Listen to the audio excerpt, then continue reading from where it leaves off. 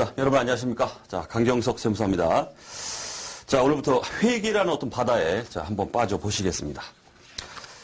자, 이제 우리 재무회계 기초 베이스에서 먼저 나오고 있습니다. 자, 먼저 말씀드릴 건, 자, 여러분들 회계 많이 하시나요? 자, 주위에 보면은 우리 기독교인들이 막 몰려다니시면서 그런 일을 합니다. 그리고 외치세요. 회계하라, 회계하라 이렇게 외칩니다. 회계하면 천국 간다 이렇게 하죠. 회계해야 됩니다. 우리 지금 회계하려고 하죠? 농담입니다. 자, 저 같은 경우에 이제 재무회계, 원가회계, 세무회계에서 엄청나게 저는 회계를 하고 있습니다. 천국 가겠죠, 저는. 예, 확실하게 저는 천국 갈 겁니다. 자, 여러분들 이제 천국 가시기 위해서 이제 회계를 이제 시작하시겠다 하는 얘기예요. 자, 먼저. 자, 제가 강경석 세무사입니다라고 말씀드렸는데, 제 소개를 잠깐만 해드리면은, 자, 현재 우리 3일 회계법인 3일 인포마인에서 이제 제 교재가, 제 책이 지금 14종이 책이 나오고 있습니다. 그래서 한국세무사회, 전산세무회계, 그 다음 기업회계, 세무회계, 재경관리사 관련, 그 다음 세무사 회계사, 세법 회계학 관련해서 참 많이도 내고 있죠. 참 개정판 낼 때 되면 아주 이게 고통스러운 작업입니다. 그래서 어쩔 수 없이 자, 이렇게 내고 있는데, 자, 이렇게 하다 보니까, 또 제가 또 현장 강의 또 오래 했습니다. 오래 하면서 또 이렇게 좀 입소문이 좀 났죠. 이렇게 좀 강의 좀 한다. 이렇게. 그래서 업계에서는 좀 방구 좀 낀다. 이렇게 그렇게 좀 이름이 있습니다. 그러니까 여러분들 이 강의 차원에서는 제가 확실하게 말씀드릴 수 있는 거는 정말 차별성 있는 강의가 여러분들 될 겁니다. 확실하게. 그건 제가 확실하게 말씀드릴 수 있어요. 어떤 강의하고 비교하지 마세요. 아주 차별성 있는 강의를 이제 느끼시게 될 것이다. 라고 먼저 말씀드리겠습니다. 자, 이제 우리가 이제 잠깐 소개를 해드리면, 우리 이제 세무라이선스.com, 이 사이트 오픈 6개월 만에, 이런 말 좀 뭐하지만, 대한민국 세무회계에 관련해서 동영상 강의를 다 석권해버렸습니다. 그게 다 이제 이유가 있다. 이런 얘기야. 그렇기 때문에 한번 들어보시면 차별적인 강의, 자, 느낄 수 있을 거고, 강의를 통해서 이제 회계 또는 세법 이런 거에 대해서 제가 자주 하는 말입니다. 회계, 세법, 참을 수 없는 존재의 가벼움. 자, 그걸 반드시 보여드릴 거고, 여러분들이 어떤 회계, 세법에 대해서 길을 찾아가는 데 있어서 완벽한 안내자가 제가 되도록 할 거예요. 걱정하지 마시고요. 자, 먼저 노파심의 잔소리 몇 가지만 좀 하고 좀 넘어갈게요. 좀 지루하셔도 좀 들어보세요. 여러분들, 우리는 지금 시험 공부를 하고 있습니다. 시험 공부. 시험이라는 건 합격을 해야 돼요. 합격을. 그래서 이제 공부라는 게 합격을 못하면 떨어지죠. 그럼 이제 이 회계세법이라는 이 바닥이 어느 정도의 중독성을 가지고 있습니다. 한번 떨어지죠? 에이, 공부 못하겠다. 집어쳐요. 그랬다가도 또 어느 날 되면은 한 번 더 들어보고 싶고, 강의도 학원 또 가서 한번 해보고 싶고, 또 책을 피게 돼요. 이 중독성이 있습니다. 이게 떨어지면 계속 이제 이게 악순환이 계속이 되더라는 얘기입니다. 그래서 공부 오래 했다 그러면 실력 좋습니다. 많이 알아요. 하지만 붙은 적은 없어요. 이래선 안 되겠다는 게 제가 말씀드리고 싶은 겁니다. 예.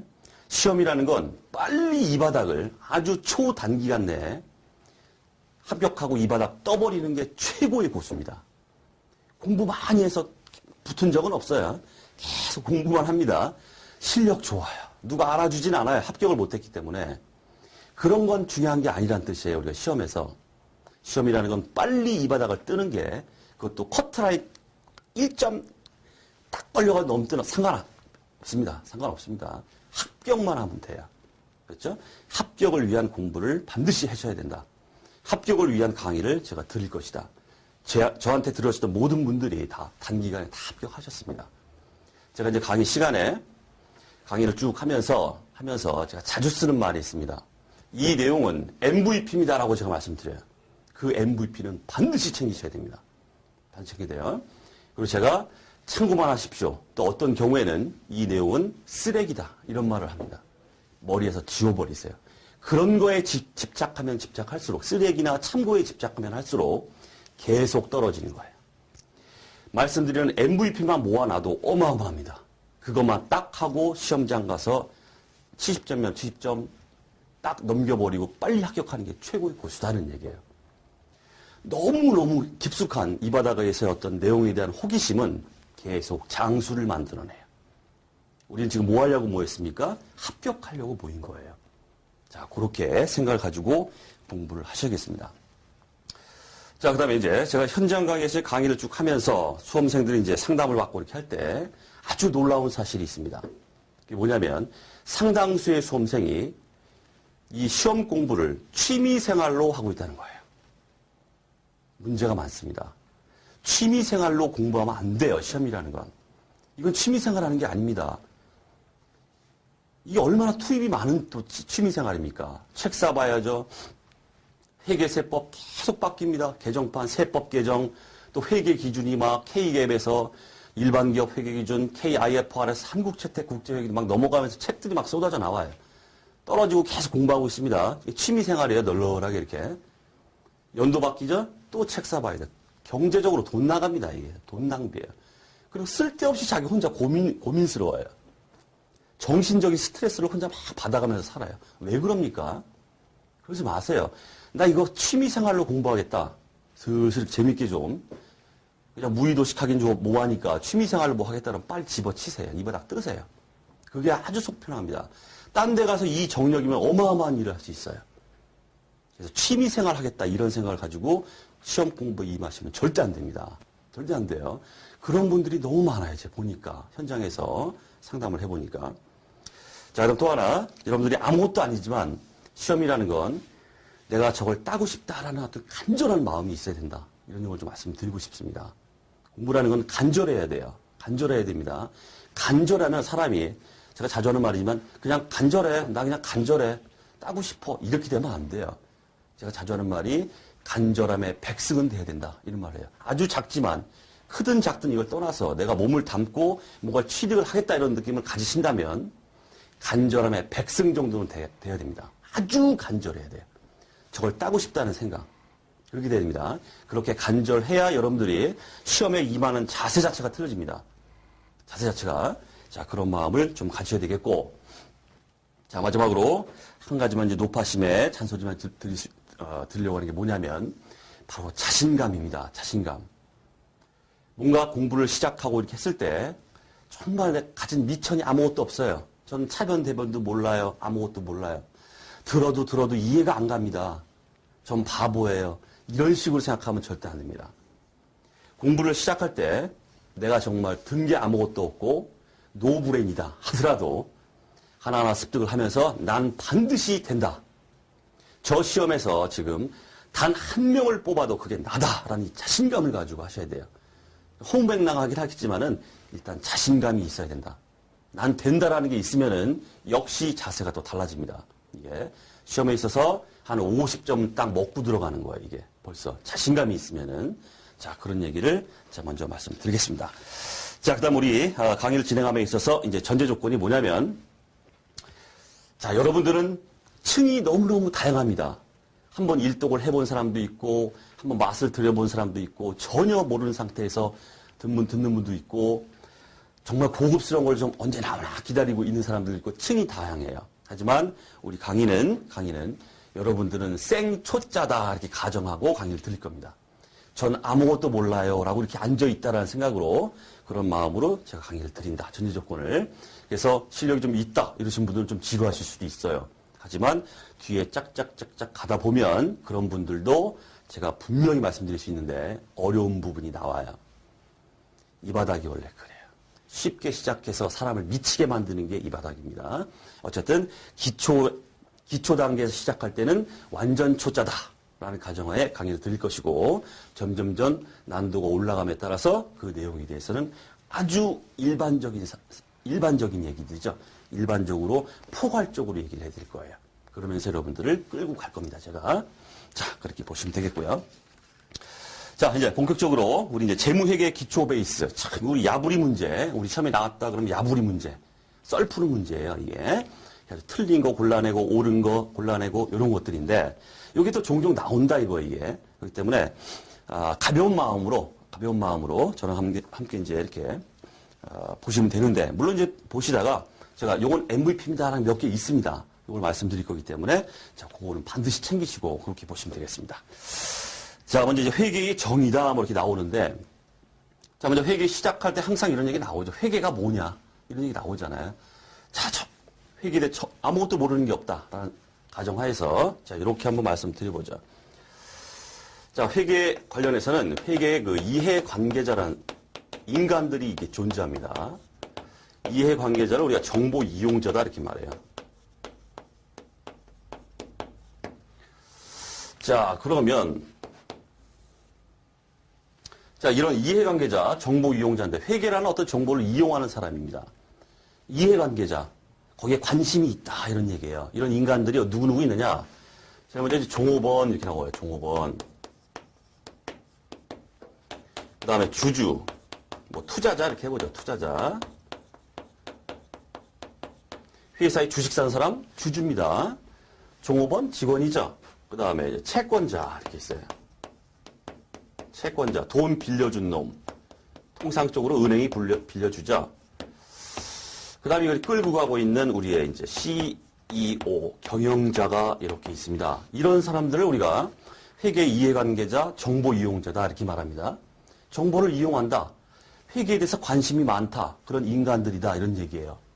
자, 이런 사람들은 왜 회계에 관심을 가질까요? 자, 종업원 차원에서 한번 보겠습니다. 자, 종업원은 왜 회계라는 거에 관심을 가질까요?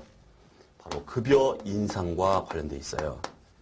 자, 우리 교재는 없지만은 배경 설명을 좀 해드리기 위해서 정확하게 좀 설명을 해드린 겁니다. 급여 인상과 관련이 있습니다. 왜 그럴까요? 왜 종업원은 자기 회사에 이런 회계, 재무제표라고 하죠. 우리가 재무상태표, 손익계산서 해가지고 재무제표가 딱인데 그런 것들에 왜 관심이 많을까? 종업원은 바로 자기의 급여 인상과 관련되어 있습니다. 내가 만약에 요렇게 당기순이익이 나온 요런 회사, 요 정도 회사에 내가 급여 인상 10%를 딱 제시를 했을 때 이놈의 회사가 나한테 급여 인상을 해줄까 말까? 그거에 대한 의사결정을 종업원이 스스로 한다는 뜻이에요. 그 다음에 야, 한번 다른 데로 옮겨볼까? 이직 문제입니다. 이직. 이 회사 영 아닌 것 같아. 당기순이익도 꼬라지가 아주 안 좋고 막 결손나고 다른 회사가 갈까? 그렇기 때문에 회계에 대해서 관심을 갖겠죠. 자, 그런 게 있더라는 얘기죠. 그 다음 주주 입장에서는 뭐 주주는 여러분들 다 아시죠? 뭐 주식 투자 하시는 분들도 있을 거고. 회사에 주식을 샀습니다. 그럼 주식을 사면은 대표적인 수익원이 뭐가 될까요? 주식은 바로 배당이에요. 배당. 자, 이 정도의 당기 수익이나 이런 것들이 나는 회사가 나한테 얼마만큼의 몫을 나한테 챙겨줄 수 있을까?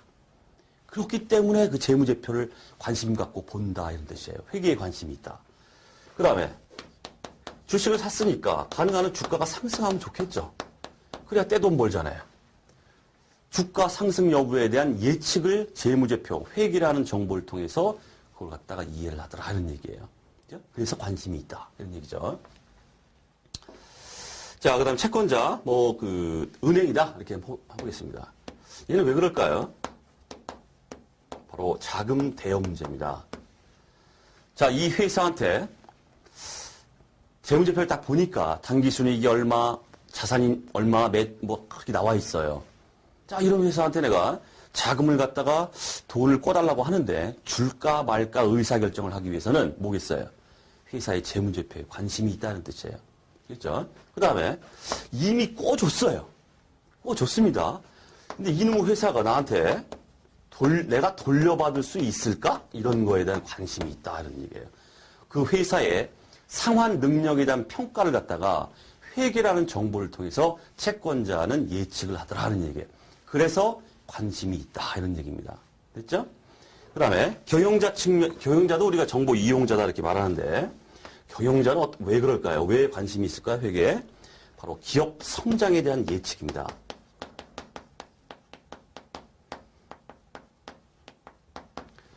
자, 이런 상황에서 재무제표 하에서 우리의 기업은 얼마만큼 우리의 기업이 성장을 해야 되고 나는 그 기업의 성장을 위해서 경영자 입장에 나는 어떠한 역할을 해야 되는가 그런 측면에서 우리는 경영자가 이렇게 회계에 관심을 갖더라 이런 얘기입니다.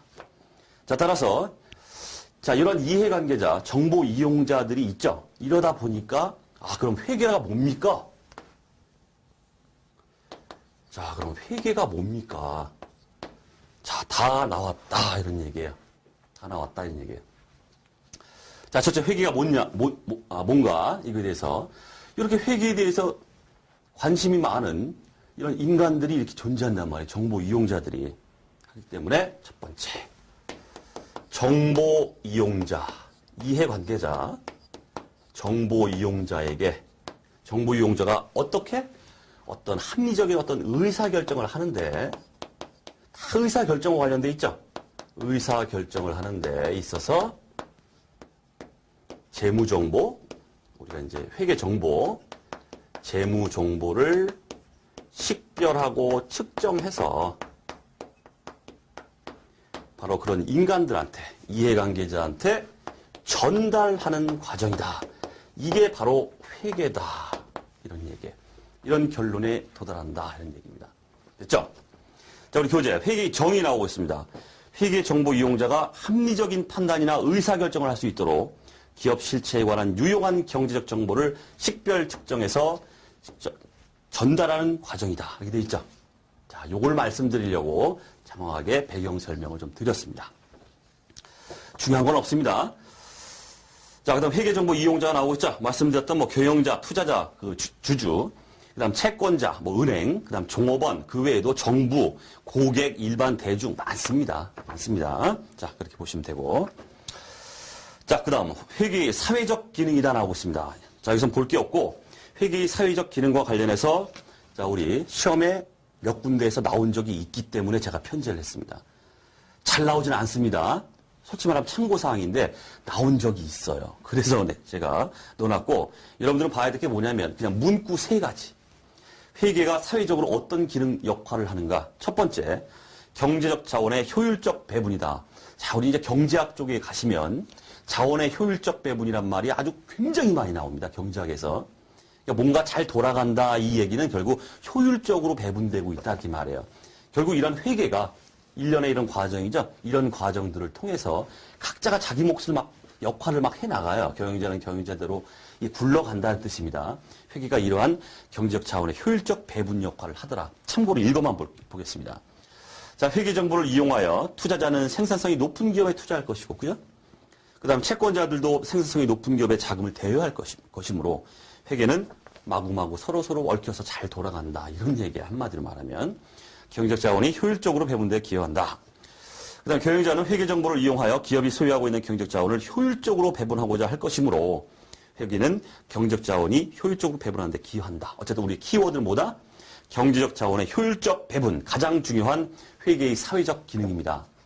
회계 이론적 얘기이기 때문에 뜬구름 잡는 얘기예요. 어쩔 수 없습니다. 가볍게 보시면 돼요.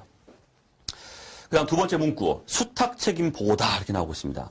그러니까 경영자가 투자자죠? 주주나 채권자로부터 돈을 끌어모아요. 이걸 갖다가 막 운용해서 당기 순이익을 많이 올려야겠죠? 그걸 갖다가 우리가 수탁 책임이다. 이렇게 말합니다. 책임을 받았다. 그거에 대해서 보여달라. 이런 얘기죠. 이게 바로 회계의 사회적 기능이다. 그 다음 사회적 통제. 통제라는 말. 회계가 통제의 역할도 하더라. 이게 문구 정도 3가지. 자, 이렇게 보시면 되겠습니다. 참고적으로. 자, 그 다음 재무보고의 목적. 요거는 상당히 많이 언급됩니다. 언급되는 게 다른 게 아니라 제가 이제 제 교재에는 항상 시험에 많이 언급되고 틀리기 쉬운 것들은 다 주의 다 이렇게 해놨어요. 그 주의는 좀 유심히 보셔야 됩니다. 자, 첫 번째, 투자 및 신용 의사결정에 유용한 정보를 제공한다. 자, 이제 여러분들은 이제 기본적으로, 종전 대차대조표, 재무상태표는 다 아시고 계실 겁니다. 재무상태표 보면 차변 자산, 대변 부채와 자본, 이렇게 돼 있죠. 자산이 뭐예요, 자산이? 바로 투자와 관련된 거예요, 투자. 뭔가 투자해서 뭔가를 샀다 그러면 자산이 유입되잖아요. 토지가 들어오고, 건물이 들어오고, 이런 것들이죠. 그래서 우리가 통상적으로는 재무상태표에 차변을 우리가 투자와 관련됐다, 이렇게 말하고, 대변은 부채나 자본이죠. 이거를 우리가 재무활동이다, 이렇게 말해요. 재무활동. 자, 그래서 투자 및 신용의사결정, 즉, 대차, 재무상태표 차변을 통해서 그러한 정보를 제공하더라, 하는 얘기죠. 그 다음, 미래 현금 흐름 예측에 유용한 정보를 제공한다. 요거 주의해 주십시오. 요게 나왔다 하면 요게 나와요. 과거 현금 흐름 제공이다. 이렇게 나옵니다. 틀려요. 과거의 현금 흐름도 제공할 수 있어요. 물론 재무제표는. 왜 그렇습니까? 재무제표는 이미 과거에 일어난 일들을 갖다가 뒤치다꺼리 하는 거예요. 딱 결산일 현재 와가지고 뒤치다꺼리 하는 거죠. 그렇기 때문에 과거 정보가 다 포함됩니다. 그래서 과거 현금 흐름 제공돼요. 하지만 뭐다? 재무보고의 목적 자체는 아니란 뜻이에요. 재무보고의 목적 자체는 바로 미래 현금 흐름 예측과 관련돼 있다는 얘기예요. 이러한 걸 봤을 때 재무보고가 이렇게 들어왔습니다. 그걸 보고서 미래에 현금 유입이 얼마나 있겠구나. 외상매출금 이렇게 있는 거 보니까 얼마가 들어오겠구나. 뭐 이런 것들이죠. 미래 현금 흐름 예측에 유용한 정보 제공이 바로 목적이지 과거 현금 흐름하고는 관계없다. 이게 또 종종 나옵니다. 이것도 챙기시고. 자, 그다음 재무 상태, 우리 재무 상태표를 통해서, 그다음 경영 성과 뭡니까? 손익계산서를 통해서, 그다음 현금 흐름표를 통해서, 자본 변동표라는 재무제표를 통해서 이렇게 정보가 제공된다 이런 얘기예요. 자, 참고로 말씀드리면 한국채택국제회계기준 또 일반기업 회계기준 모두 똑같아요. 이익잉여금 처분계산서는 재무제표로 보고 있지 않습니다. 뒤에서도 말씀드릴 거예요. 자, 그 다음에 경영자의 수탁책임 평가에 유용한 정보의 제공이다. 이렇게 돼 있고, 거기 주위에 또 보시면 재무보고의 한계점이 또 나오고 있습니다. 자, 미래의 수익성 가치에 대한 정보를 제공하는 데는 한계가 있다. 이렇게 나오고 있어요. 그냥 문구만 알아두세요. 미래 현금 흐름 예측이라는 건 뭐겠습니까? 위에 나왔던 유입 정보죠. 현금 흐름이 들어올 것이다. 근데 이런 미래 수익성 가치라는 건 뭘까요? 그 미래 현금 흐름의 질적인 면을 따지는 거예요. 질적인 면. 우리가 양적인 재무제표는 양적인 정보를 포함한다고 하지 그 정보를 보면서 질적인 건 따질 수 없다 이렇게 말합니다. 그게 무슨 얘기냐면 정보를 보면서 양적으로 100만 원, 200만 원이구나, 300만 원이구나 이렇게 생기는 거지. 정보가 재무제표, 재무상태표에 딱 들어오면서 이거 외상매출을 악성, 아주 불량 뭐 이런 식으로 판단할 수 있는 이게 아니란 뜻이에요. 질적인 거, 좋은 거래처, 나쁜 거래처, 좋고 나쁨 이런 게 표시되는 게 아니기 때문에 어떤 수익성 가치 이런 거에 대해서는 판단하는 데 좀 문제가 있다. 자, 그렇게 문구 정도 보시면 되겠습니다. 자, 그다음 이번 시간의 하이라이트 바로 회계 공준입니다. MVP. 제가 MVP라고 말씀드리는 건 싸그리 챙기셔야 됩니다. MVP. 자, 회계 공준 또는 이제 우리 회계의 기본 가정이다 이렇게 말해요. 요 세 개는 우리가 회계를 하면서 기본적으로 가정치를 딱 세 개를 두고 출발하겠다 이런 얘기예요. 그러니까 회계 이론적으로나 우리 수업 목적상으로나 아주 중요합니다.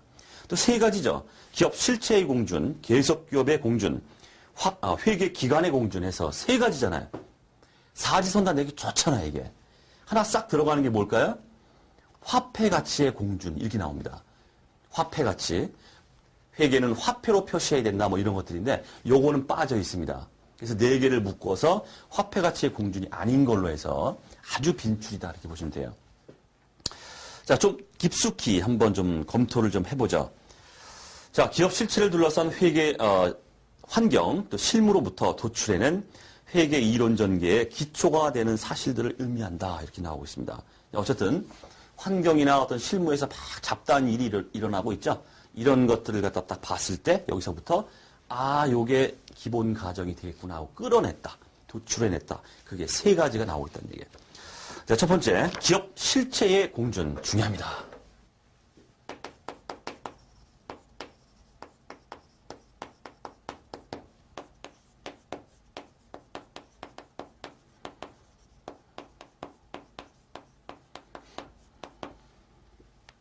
자, 기업 실체의 공준이다 이 말이 나올 때 항상 따라 붙는 말이 뭐냐면 바로 독립적 실체다 이런 말이에요. 독립이란 말이 들어가요. 자, 이게 뭐냐면 우리 교재에 나와 있지만 특정 기업 실체를 그 소유주나 다른 기업 실체와는 독립적으로 존재하는 특정 회계 단위로 간주한다 이렇게 나오고 있습니다. 소유주가 있겠죠. 소유주는 누굽니까? 주주입니다. 주주. 회사의 주주가 소유주죠. 주주. 그럼 다른 기업 실체. 그래서 내가 삼성 그 전자가 있다. 그럼 밑에 뭐 꼬봉들이 막 있겠죠. 삼성생명이 있고 뭐 있고 막 이게 있잖아요. 전혀 별개다 이런 뜻이에요. 별개다. 독립된 실체로 봐서 독립된 하나의 살아있는 사람처럼 움직입니다. 기업 실체. 기업은 하나의 독립된 실체다. 이렇게 가정을 하겠다 이런 얘기입니다. 예. 자, 우리 시험 목적상으로 이제 그 야부리에 요렇게 장난을 쳐요. 말장난을. 동일 실체. 땡. 틀립니다. 아닙니다. 자, 그 다음 중요한 얘기가 나오고 있습니다. 기업 실체의 공준과 관련해서 재무제표에 포함시켜야 할 정보 범위의 결정 기준이다. 즉, 정보의 장소적 한계를 지정한다. 이렇게 나오고 있습니다. 이 말이 아주 빈줄이에요. 자, 다음 중 재무제표에 표시해야 될 정보의 범위를 결정하는 기준이 되는 회계 공준이 뭐냐? 기업 실체의 공준이다. 이렇게 말씀하셔야 돼요. 왜 그럴까요? 독립된 기업 실체를 우리가 가정하잖아요. 그러니까 그 관점에서 재무정보를 측정하기 때문에 독립된 기업 실체 걔한테 포함될 게 뭘까? 이게 딱 정해진다 이런 얘기입니다. 그래서 재무제표에 포함시켜야 할 정보의 범위의 결정 기준, 기업 실체의 공준, MVP. 다음 두 번째, 계속 기업의 공준 나오고 있습니다. 자, 한마디로 뭐 기업은 어떻다는 겁니까? 안 망한다. 망하는 게 아니다. 계속 사업한다. 이런 뜻이죠. 자, 그래서 우리 챙길 게 주의에 나오고 있습니다. 자, 개발비는 미래 경제적 효익의 유무로 자산 인식 여부를 가리므로 계속 기업이 보장되지 않는다면 자산으로 계상 불가하다.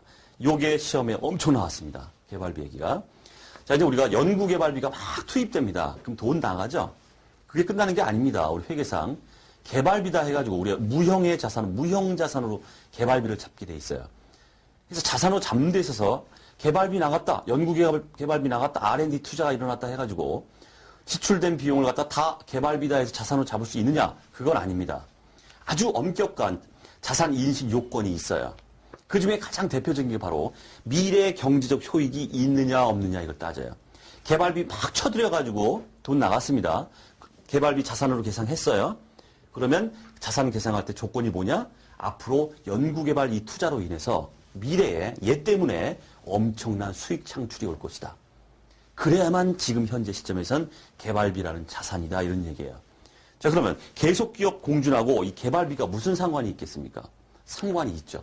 벌써 생각하는 게 지금 뭡니까 지금 머릿속에? 미래 경제적 효익이 있으면 개발비고 미래 경제적 효익이 없으면 개발비가 아니야. 이러기 때문에 미래라고 말하고 있죠. 벌써 회사가 기업이 계속 사업을 한다는 전제가 깔려 있다는 뜻이야 이게. 미래 경제적 효익을 막 따진다는 거는. 그렇겠죠? 자, 요게 엄청나게 시험에 나왔습니다. 좀 챙기시고. 자, 그 다음 이제, 이 계속기업의 공준과 관련해서 회계 이론적으로 이 파생된 회계 개념이다 해서 아주 자주 언급되는데, 잠깐만 좀 언급을 좀 해보겠습니다. 자, 파생 개념인데, 자, 첫 번째 이 계속기업과 관련된 그 회계 이론상의 파생 개념으로 나오는 게 바로 기간 개념이에요, 기간. 기간 개념. 자, 왜 그럴까요? 자, 우리가 이제 기간별 보고라는 걸 하죠. 기간별 보고를 합니다. 회계연도 X1년, X2년, X3년 딱딱딱 끊어가지고 보고가 들어가죠. 이 밑에 기저에 깔려있는 가정이 뭘까요? 회사는 계속 X1년, X2년, X3년 계속 사업을 계속한다. 이런 가정이 깔려있다는 뜻이에요. 그래서 파생된 개념으로 우리가 기간 개념이라는 게 이제 나옵니다. 자, 그럼 시험에는 많이 나오는 게 바로 이 역사적 원가입니다.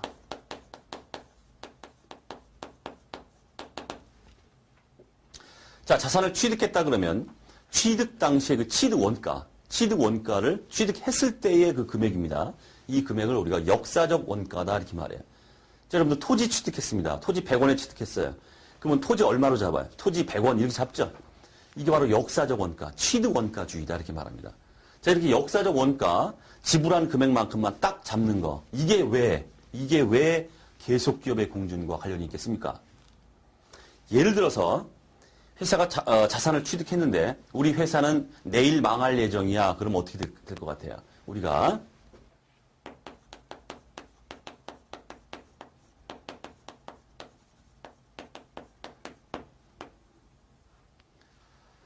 내일 망할 예정이다 그러면 내일 망하는 시점에서 가격이 얼마가 될까? 그걸로 계상하더라 이런 얘기예요. 그렇기 때문에 이런 역사적 원가의 기저에 깔려있는 가정이 뭐냐면 회사는 계속 앞으로 사업을 계속 해나간다라는 가정을 깔고 있기 때문에 역사적 원가로 쓰는 거지. 내일 망할 거야 그러면 청산가치로 계상하더라 이런 얘기예요. 자, 그래서 이 역사적 원가 이론적 근거가 뭐냐 이렇게 말할 때 계속 기업의 공준이다. 이렇게 말씀하셔야 됩니다. 요거 MVP. 자, 그 다음 유동성 배열이라는 게 나오고 있죠. 자, 우리 재무상태표 작성 기준이나 뒤에서 말씀드리겠지만, 일단 회계적으로 이제 기본적인 사항이기 때문에 다들 아시고 계실 겁니다. 유동성 배열, 현금화 속도가 가장 빠른 것부터 배열하라, 이런 얘기죠. 그래서 재무제표, 재무상태표 보면 맨 꼭대기에 뭐가 먼저 나옵니까? 현금부터 나와요. 현금은 그 자체가 현금이기 때문에. 그 다음에 현금화 속도가 빠른 재고자산이나 외상매출금 쭉쭉 나가다가 뒤에 가면 뭐가 나옵니까? 우리 비유동이다 해가지고, 비유동자산. 현금화 속도가 굉장히 느린 거, 토지, 유형자산 같은 토지나 건물 이런 것들이죠. 이게 나옵니다. 이런 식으로 현금화 속도가 빠른 거 순서대로 쭉 나열하는 걸 우리가 유동성 배열이다 이렇게 말합니다. 이 유동성 배열이 왜 계속 기업에 공준하고 맞물려 있을까요? 그 이유는 뭐겠습니까? 예를 들어서 똑같은 얘기예요. 자, 만약에 한 회사가 내일 망할 것이다 이렇게 해보세요. 내일 망한다. 이러면은 모든 자산은 뭐가 될까요? 다 유동이에요. 비유동이라는 건 있을 수가 없어요. 내일 망한다. 그러면 다 유동이라는 얘기예요. 안 망하고 쭉 가기 때문에 1년을 기준으로 이내면 유동, 1년 넘어간 현금화 속도, 1년 넘어가는 건 비유동 이렇게 구별을 하는 겁니다. 구별 자체가 우리 유동성 배열, 유동성과 비유동 자산을 이렇게 구별하는 거, 이 자체는 벌써 1년을 기준으로 이렇게 구분하는 거기 때문에 회사가 계속 사업을 계속 할 것이라는 가정이 밑에 깔려 있다는 뜻이에요. 계속 기업을 가정하지 않게 되면은 내일 망한다 이렇게 하게 되면은 유동이나 비유동 구분할 실익이 없어요. 그냥 다 유동이다는 얘기죠. 자, 그 얘기다는 얘기고. 자, 그다음 또 하나 나오는 게 이제 감가상각 얘기 나오고 있습니다. 요것도 자주 나오죠, 요거. 감가상각. 자, 감가상각. 기본적으로 말씀드려보면은 다 아시겠지만은. 자, 자산을 취득했다. 유형자산을 취득했습니다. 그러면 100원에 취득했다. 그러면 그 자산을 사용하면서 기간이 쭉 가고 있죠. 그 기간 동안에 이 자산의 원가를 감가상각비라 해가지고 비용으로 쫙 배분을 해버립니다. 그죠? X 1년에 100원짜리 중에서 10원, 10원, 10원, 10원 이렇게 비용으로 인식해 가더라는 얘기. 이게 이제 감가상각입니다. 가치가 감소되니까 그만큼 이제 상각이라는 걸 이렇게 해나가더라는 얘기죠. 이 감가상각을 할 때 있어서 여러분들 다 아시겠지만은 어떤 게 결부가 됩니까? 여기에 감가상각을 할 때 내용연수 이게 나오죠? 내용연수.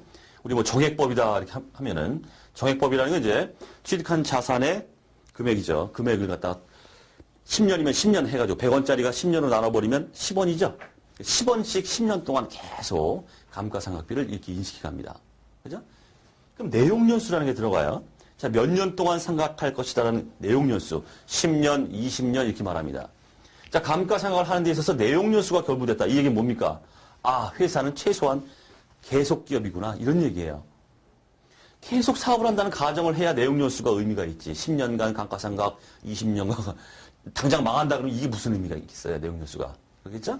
그렇기 때문에 계속기업의 가정에서 파생된 개념으로서 이렇게 말할 수 있다는 얘기입니다. 기간 개념, 역사적 원가, 유동성 배열, 감가상각. 한참 유행일 때는 엄청나게 나왔는데 요즘 좀 뜸하죠? 어쨌든 나올 수 있어요. 좀 챙겨두시고. 자, 그 다음에 회계 기간의 공준이다 나오고 있습니다. 이건 똑같죠? 기간별 보고. 자, 그 얘기인데. 자, 기업 실체의 존속 기간을 일정 기간 단위로 인위적으로 분할하여 각 기간별로 재무 정보를 보고하는 것으로 적시성 있는 정보 제공을 위해 필요하다. 나오고 있고, 그 사례가 나오고 있습니다. 이게 중요한 거예요, 이게. 대표적인 게 바로 충당부채, 이건 나중에 얘기하고, 미지급 비용이나 이제 선급 비용 얘기 한번 해보죠. 자, 12월 31일 결산일이 있어요. 이 시점에 내가 이자가 발생했습니다. 이자 비용. 이자 비용이 발생했는데 이걸 안 냈어요. 미지급했어요. 그러면 돈 안 줬다고 해가지고 비용 안 잡습니까? 그게 아니죠. 기간 경과분입니다. 일단 비용이 발생했어요. 이만큼의 이자를 갖다 내가 내야 되는데 안 냈습니다. 그냥 안 냈다고 그냥 넘어가진 않죠. 발생된 이자 비용에 대해서 미지급된 거, 이거에 대해서 비용 처리가 들어가요. 이게 바로 미지급 비용입니다. 부채입니다, 부채. 비용 잡고 미지급 비용 잡고 이렇게 나갑니다. 그죠? 자, 이 자체는 뭘 의미할까요? 미지급 비용이나 선급 비용도 마찬가지예요. 바로 회계 기간을 지금 보고 있기 때문에 그래요. 기간별로 딱 끊어가지고 야 발생된 거 다 추스려봐. 지급은 안 됐는데 여기 비용이 있었네요. 기간별 보고입니다. 이게. 그래서 미지급 비용이나 선급 비용, 뭐 충당 부채, 뭐 요건 뭐 나중에 말씀드리고 거기 회계 기간의 공준의 하나의 사례로 들어가 있습니다. 요것도 종종 나오죠. 자, 그다음 이제 회계 원칙. 자, 그야말로 이제 회계 원칙. 이건 이론적인 얘기인데 가볍게 좀 검토를 좀 해보겠습니다.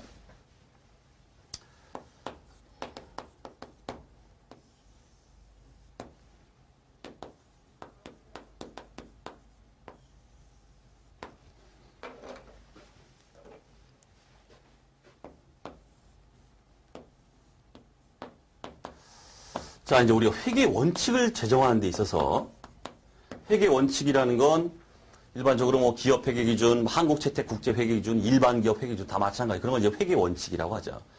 이 회계 원칙의 제정이라는 게, 이걸 제정하는 게 어떤 식으로 일어나는가, 그 방법에 대해서 좀 나오고 있습니다. 이게 이제 우리 기업 회계, 한국 세무사의 기업 회계 2급 막 이런 데서 이게 나와요, 이게 실질적으로. 그래서 참고라기보다는 좀 숙지를 좀 하고 계셔야 되는데. 자, 먼저 보실 거는, 자, 회계 원칙이 있습니다. 또 이런 말이 합니다. 이상이 있어요. 이상이라는 건 한마디로 어떤 이론적인 얘기다. 이렇게 보시면 돼요. 이건 이론이다. 자, 그래서 중학교, 고등학교, 중학교인가요?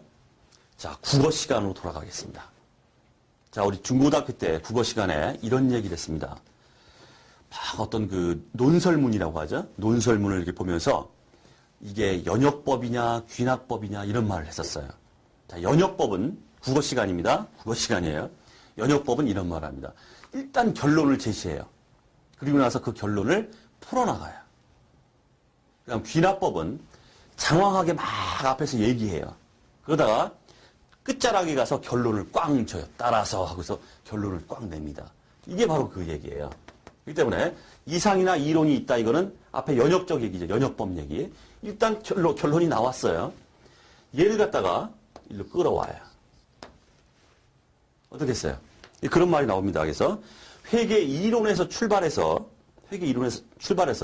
실무를 이끌어갈 회계 원칙을 제정하는 것이다. 이게 바로 뭐다? 연역법이다. 이렇게 말하고 있어요. 연역법. 회계 이론에서 출발해서 회계 실무를 이끌어갈 회계 원칙을 제정한다. 이미 꽝 하고 정해놓고서 나오죠. 바로 연역법이다. 이걸 연역법적 회계 원칙 제정 방법이다. 이렇게 말해요. 자, 그 다음 이번엔 현실이 있습니다. 이 현실은 한마디로 실무예요. 실무에서 이제 갖가지 일들이 막 일어나고 있어요. 이런 것들을 막 추스려가지고 하나의 회계 원칙으로 이렇게 만들어줘요. 만들어줍니다. 아까 말씀드렸죠. 우리 국어 시간에 장황하게 막 얘기하다가 결론 낸다고 그랬죠. 지금 이게 그거잖아요.